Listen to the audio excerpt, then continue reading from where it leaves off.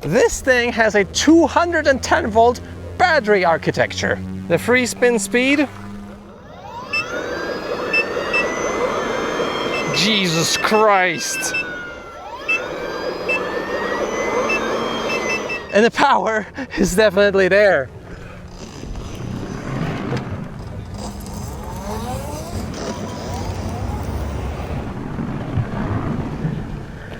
And at $2,000, it's almost half the price of the competition. So the question is, where's the catch?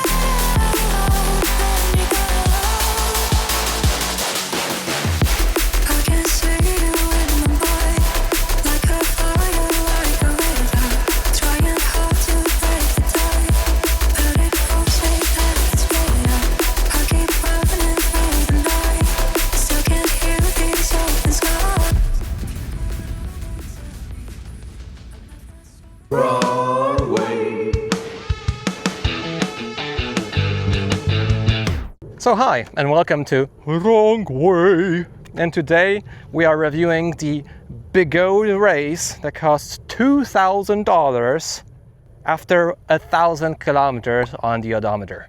And first up, huge thanks to Begode for letting me ride this wheel. They actually sent this wheel for me for free to keep. But as you'll see later on in the video, you can be definitely quite certain that this review is unbiased. This is like France. This will give up before you even look at it. Nevertheless, if you still want to buy this wheel after watching my review, go ahead. I won't judge you. Use my coupon code WRONGWAY_race as it's written here. So for the longest time I had no idea how to make this review. For good reason, because Begode is a very polarizing company, a company that also has many issues. So I was actually quite hesitant on even testing this wheel initially. I kept on pushing the review further on in time, but at some point you have to make it. You have to make a review. I think it's still better to make a review on the product, even though it might be not as nice as you might want it to be, rather than having no review at all. So yeah, let's start actually not with this wheel, but with Begode in general. If you keep bashing a company for such a long time as I do, I even had a break once with Begode for like a year and told publicly in my video, I won't make any reviews until they got their shit together. And they still send me stuff and they still let me check out their products. I mean, that takes some courage. They know that if I don't like something, I will certainly say something about it. I will not start with this wheel as said. I will start with a bunch of my friends having issues with Begode wheels. I have Rafa, who had a random cutout on a ET Max at 70 kilometers an hour. And it was a motor failure. And initially they wanted to blame the rider for this issue because they thought they overpowered it. But based on the footage we had and based on the research we did later and opening up the motor, turns out the motor fried. So we have this issue, a fried motor, no temperature sensor in the motor. And if we haven't done that, well, he would just be there with a broken wheel, a crash at 70 kilometers an hour, and nothing. No settlement, no court, because the company's in China and bad. We did get replacement parts in the end after some back and forth with Begode. Plus shipping fee. Whop. I sold my ET Max to a buddy in the Czech Republic. He had a cutout on his wheel, bunch of issues with his ET Max as well. I had issues with my Begode Falcon, waited for parts for a year.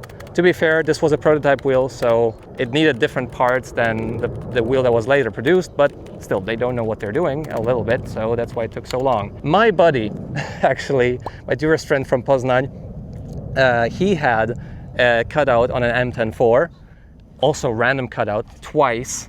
So I was very disappointed. This was my second crash on the M10-4.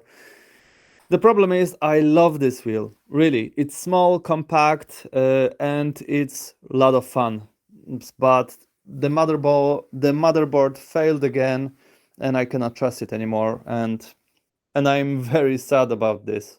I had a cutout on M10-5. You just look at my community tab on YouTube, and the amount of random cutouts that Begode wheels have compared to other brands is like 3 times as big. So this is the sort of safety PSA I have to tell you, just to be honest with you, because nowadays I just don't review a wheel. I just don't review this wheel that has no issues at all when I'm riding it. I review a product, I check the forums every once in a while if there's issues with this wheel, and what I can say is that you are not buying something that has a quality of a motorcycle. You're buying like a pro garage experimental Frankenstein monster that can either make you very happy or kill you. That's about the other issues with Begode, but the issue with the race in particular is that when this wheel initially came out, I think there was like 5 cutouts just to know of pretty quickly when this wheel came out, and people were actually warning me to ride this wheel. This is the wheel I had the most warnings about in case like something happens, like don't ride it, or be careful, there's cutouts, there's issues like with the pedal hangers. So for all of those reasons, I didn't really know what to do. I already had it. I was even questioning whether I should just send it back to Begode, but in the end I was like, I don't know, might give it a try, and for now it's been good. So I guess that's something that you need to know, and from a reasonable perspective, I think that's the end of the video. I don't think this is a safe thing to purchase, but if you want to find out what it is like, then stay on and keep on watching.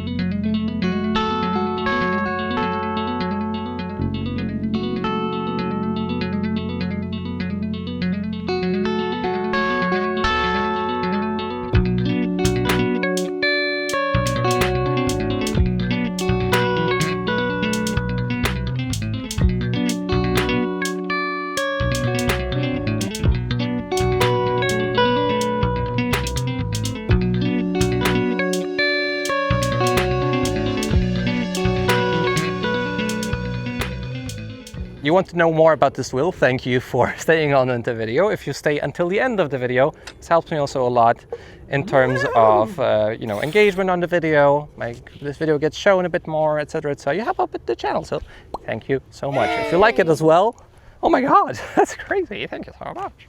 Okay, anyway, let's get on to it. The crazy part about this wheel is not only that it's super cheap compared to other electric unicycles. I mean, at this same price point, you get a NOS-fed aero if you pay more, because this is $2,000. Right now at monocoa.eu, you have the NOS-fed aero without my coupon code for 2.2 thousand euro, which is more than this. You get like 3 times more battery, because this is 3,800 watt hours. You know, super quick charging out of the box. You have a free spin speed of 200 kilometers an hour. So this thing, I think it goes like 120, 130, even faster kilometers an hour. Now, usually when I make those reviews, I also make a incline test, but due to the nature of this wheel, and maybe it's just Begode getting a bad rep from the initial batches of this wheel that we're cutting out, and maybe later there's like no issues at all, but who knows in the end? It's a bad rep for a reason as well. So I didn't do a top speed test on this wheel either. I did go about 70 or 80 kilometers an hour top speed when I sort of forgot what I was riding on, but in terms of inclines, I didn't do one also because this wheel sits very low to the ground, so it's very easy to just scratch either one of the battery cases. But I was never lacking torque, I was never lacking speed. I just think this is a very capable product. Still, I probably should have done that just to be thorough with my testing, but sadly in this review, also because it was just taking forever, I didn't do it in the end. This thing, just specs on paper compared to how much you pay, is insane. But the thing is, if it breaks, you wait for parts. Do you get the parts? When this wheel breaks, does it also break you? What's the cost of fixing you then? It's like the price might be tempting at first, but then you need to keep in mind, like, what is the other costs that you're making with this wheel, possibly. So this is the first thing that is crazy about this wheel. And the second part that is even more frustrating for me is that this wheel rides so well. Like, Serge doesn't agree with me behind the camera. He thinks it's a little bit too hard to push with the software. And I agree that like InMotion software and LibraCam software is a bit more easier now to like accelerate. The wheel tilts with you in order to accelerate. It's easier to keep the top speed. But there's something about this freaking wheel that is super nice. And that is that the center of gravity is very, very low. You can see that the pedals are actually above the battery. We have the pedals also quite low to the ground. We can have them even lower. And it just feels small. It's such a new sort of feeling compared to the, the Lynx S's, the P6s of this world. This wheel feels a lot easier to turn on, a lot easier to start riding on. Even like as a city wheel, this feels great. And that's so frustrating. So even if you come to a complete stop, this thing is ergonomic, the center of mass is low, the weight is noticeable for sure because it's like 44 or 46 kilograms? 48 kilograms, so it's very noticeable, but it feels planted. It feels like such a new feeling when you take into account that most of the other wheels, even the F22, those are like mostly designed for off-road. This is definitely a street wheel. This is definitely something that Begode took a lot of notes from racers, in order to build it. And you can definitely feel it. The tire is amazing. This is probably my favorite street tire ever. The double layered tire thing, like 80, 90, 14. This glues onto the track. This is so good on asphalt. It's so well balanced. It's good at low speeds, at high speeds. Probably my favorite tire when it comes to street tires.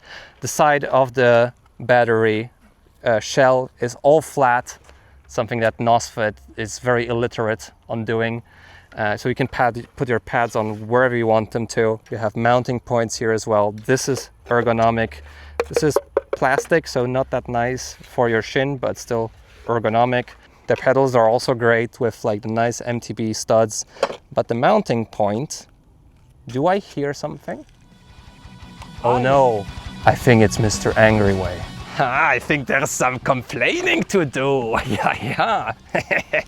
So what? Mr. Wrongway was very happy about all of these things here. Oh, look at this. Look at this, 4 screws, 4 very small screws here to hold you onto the wheel. Like, do you think this will last forever? Nine, of course not. This is a screw you from Begode, actually. Because if you compare it to a LibraCam Lynx, look at the amount of screws here. Like, this can actually survive a beating, yeah? This not. This is like France. This will give up before you even look at it. And then you have this thing. Like, what is this piece of trash here? This is a trolley handle because I can't handle it. Like, honestly, this is like, imagine you like ride your race around, you're going like 60 kilometers an hour and this is the sound you make. Piece of, like, what the freaking is Begode? I don't think so. It's very Benot-Gode. It's come on, this is not, you can't put it next to a German, like. You know what this is? This is something that you do in Berlin. Yeah, this is a butt examination. And this is because here is the butt on to turn on the wheel.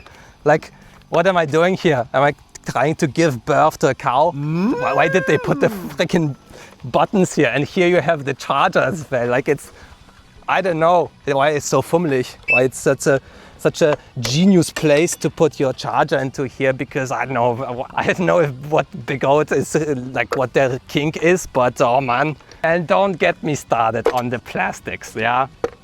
This is all plastic, this is plastic, no Rheinmetall at all. This is some sort of Kinderüberraschung wheel. I don't understand really. Actually, come closer here. Look at this plastic here. Look, it goes inside. It's all show, no manners. Come on, what the hell? Okay, enough AngryWay. I'll give it back to Mr. Frank. All right, let's calm down. Calm down for a second. There's also really many good things about this wheel as well. Here you have the suspension adjustment. And I actually don't know what the travel of the suspension is, but both the rebound knob and the compression knob, and well, both of those settings work really well. And this is also the first suspension design that I've tried by Begode that makes no rattling noises and is actually quite sturdy.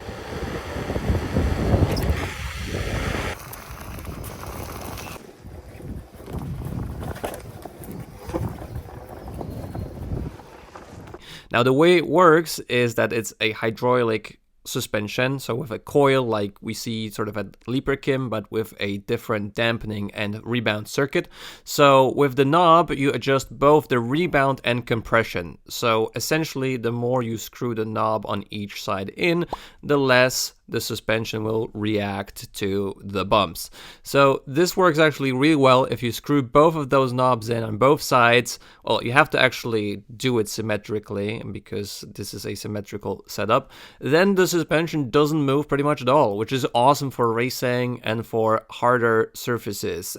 So yeah, I have to say the suspension here works really well. I don't know how it will be in the long run because, well, that's always something that we find out in the long run. Let me know in the comments, but I was super surprised how well the suspension works, and I actually didn't miss the rebound separation all that much, but yeah, that's just something to keep in mind. The suspension here is actually really good. And as we were doing a video about suspension lately, you could actually see there that this like compression knob and rebound setting actually work better, or like work more intensely perhaps, than on the Fast Ace or Leaperkim design suspension that we have on Leaperkim wheels. The thing is though, this thing just turns on its own. There's no like clicks or anything, so I don't know if it won't just like unscrew and change the settings up by itself when riding. I was just riding most of the time all the way, like with the suspension all the way open, like fast rebound and soft compression.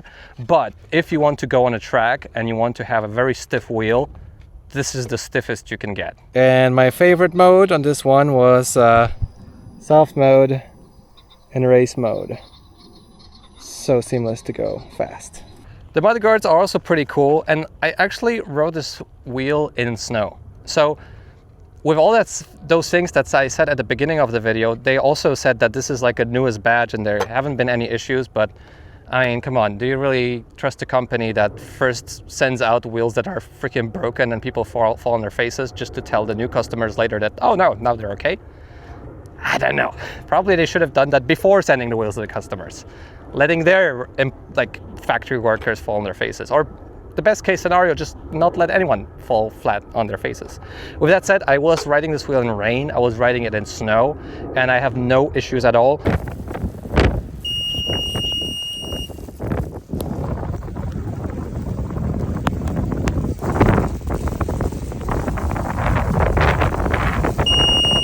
Not even a squeak from the bearing, and that's something that I get from NOSFET wheels. Totally quiet, nothing here. Rode in snow, rode in rain, and everything is okay. And the mudguards are actually quite nice as well, pretty long. I don't know if they will snap at some point, but I think they're reinforced, so maybe not anymore. When it comes to the lighting, in front we have a light with a cutoff beam. It's round, so it's like a Looney Tunes beam. It's like, you can't see it now, but I have some footage from the night to show you. And we also have a tail light here in the back, actually quite visible. not maybe in daylight, but in the night it's not too bad. Not the brightest one, but hey, we're getting better than on the ET Max for sure. The wheel also came with stock pads, and the stock pads are really not nice. They're very narrow and they're very angled, so I don't use them. I just use the Grizzly Sinks on this one with an extender, Grizzly XL. So yeah, this is the way to go. You can get the most performance out of this wheel with those pads. And an issue with this wheel is that there is no seat with it, and it's actually quite hard to sit on it stock because it's like slanted on the top. So you're just like slowly going down. Also, when you want to turn on the light when you ride in the night, I literally have muscle memory how to do it now. And it's literally like that. All right, I'm riding in the night. Oh, I need to turn on the light. So easy. And whilst we're here, oh my God, this Holly handle. Serge asked me to show how I walk with it. It's a walk of shame, really.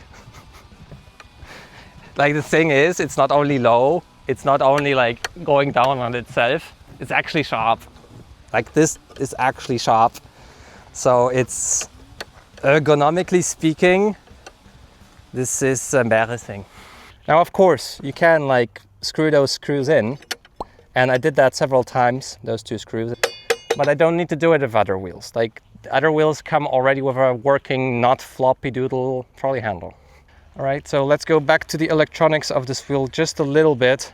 When it comes to the charging of the wheel, the stock charger is actually quite fast. It's a kilowatt of charging. So theoretically, you should be like under 4 hours for a full charge of this wheel. But this charger is also charging very fast until 90% of battery.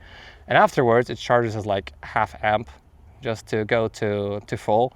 With that said, how much range do you get on it? Well, there's another Begode issue, and it was that this wheel starts beeping at like 20% battery.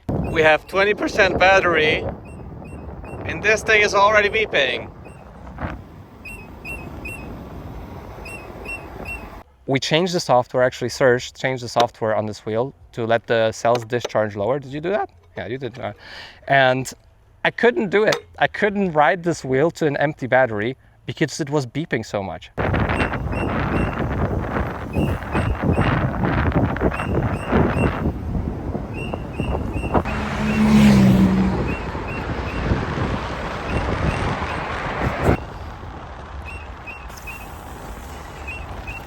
I hate this. I hate this so much. It was embarrassing, it was annoying, it was unnecessary. So I did a range test up to 120 kilometers, I believe, and I still had 10-20% battery left. And I couldn't do a full range test. It was the first time ever a wheel stopped me from making a range test because it was beeping. It was annoying others around me. I don't like the beeps. So the range is smaller, therefore, at least on the range tests. And as far as we were testing the wheel with Serge as well, this has a lot less range than the Sherman L or even Sherman S. So we were thinking around 140 maybe is possible on this wheel. But you also discharged it in what, like 100? Less than 100 kilometers, 96 kilometers. And Serge is like, what, 60 kilos or less? 50, what, 53? Oh my God, you're a range monster. Yeah, because with the Sherman L, I can do, what, 160 or 80 even? You can do 180, so I can do 160. So the range is there, but it's not as good. And it's not as accessible as on Leaperkim, because there you can just go into low battery mode, you get like beep beep, and you keep on riding, and you can actually discharge the cells lower. And I think also that the controller setup is also much more efficient there. This one like has a lot of sounds too. This thing, this incites fear. And this is, I think, off-road mode. Yeah, race mode is even louder. It charges fairly quickly, and out of the box, the charging is actually very respectable because 5 amps, 210 volts is very quick. You can even like fast charge it at, I think, 20 amps with their fast charger. Begode makes a fast charger now. And then you get like the whole range back in like 40 to 50 minutes, which is insane. It's actually over 3.6 kilowatts, which is over a household socket. So theoretically, you need to connect it to a different kind of plug, because the plug is rated up to 3.6 kilowatts in your wall outlet in order to actually fast charge it so quickly. Smart BMS is here. In terms of software, there's no acceleration assist as we have on other wheels, and I missed that here. There is a pedal turning angle compensation adjustment, so the wheel can go down or up in turns or stay flat. So the software is okay, but slowly it starts lagging behind Emotion and Leaper Kim, and even Kingsong actually. You have race mode, you have off-road mode. Race mode is for racing. Has a little bit less torque, but more top end. So you can select what you prefer more. But when it comes to off-road mode, well, you don't do off-road on this wheel. It's not good to do off-road on it. It's very easy to hit the shell here. It's super close to the tire here in the front. The pedals are low to the ground. The batteries are close to the ground. The only thing I can do here is drops. I don't even like doing stairs because the kickstand here is also pretty low to the ground. So this is only a asphalt sort of wheel. No off-road for this boy. There is a kickstand on this wheel, since we're already talking about the kickstand. Actually pretty good, pretty stable. I think that's as much as I have to say about this wheel. I love riding on it and I hate riding on it, because on one hand it's so smooth. It has an insane amount of power. I can lean on it without end. It's very easy to ride, at least for me. It's super connected, and the tire is amazing. The suspension is pretty damn good as well. But on the other hand, every time I go ride on it, I am in fear, and I don't know if the wheel will keep on riding or not. And it's as simple as that. It doesn't have Hall sensorless riding mode. Just the Begode Falcon Pro has the Hall sensorless riding mode. I was actually asking Begode about it. So actually I just realized it's a pretty good bongo drum. Not as good as the ET Max, but pretty good. Better than the Blitz. So yeah, this is the race. It erased a lot of cost, but it erases also a lot of your safety. Will it be gold? I don't know. It might be not gold. And this is my conclusion. So if you're still here, leave a like on the video, subscribe to see more content like this. I'll see you in the next video. See you soon.